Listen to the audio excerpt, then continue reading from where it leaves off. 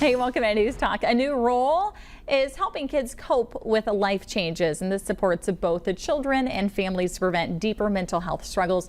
Joining us now, Eric Litwiller with Mental Health America of South Central Kansas. Eric, why is this position created, and what's the purpose of it? So if you think about the title itself, Children's Behavioral Interventionist, we've talked before about the fact that when parents or teachers or anyone might be worried about a child's mental health, one of the things they should be looking at are sudden drastic behavioral changes.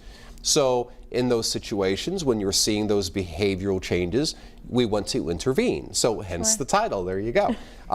It really gives it gives any adult the opportunity to intervene in a situation where they're seeing their children maybe noticeable changes in eating habits, sleeping habits, hanging out with different friends, grades dropping, anything like that where it doesn't seem really normal for them. And that those things can point to mental health concerns.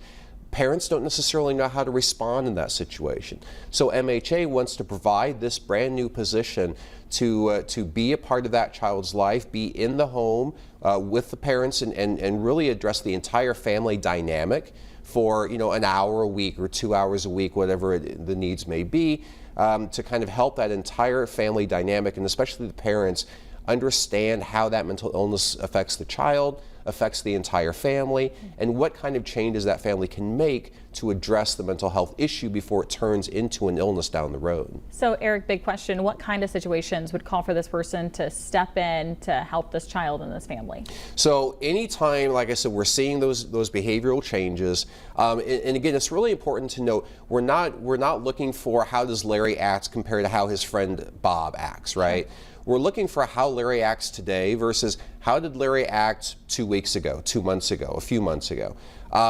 And if you're seeing substantial changes in behavior, whatever it may be, maybe they were really outgoing, like to play with their friends, now they stay in the room and play video games. That may be perfectly normal for them, and that's fine.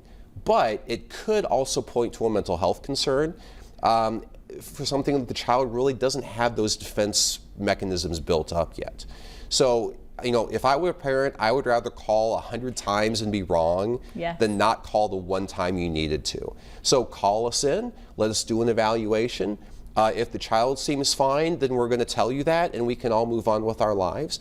But if there are some things that maybe the therapist is seeing that are a little concerning, they have the opportunity to intervene in that situation, work in the home with the family to correct it, and again, stop it from becoming an illness down the road. Now, really quickly, Eric, how can people reach out if they want to use this? Sure. The easiest way is just going to be call our main number at 685-1821.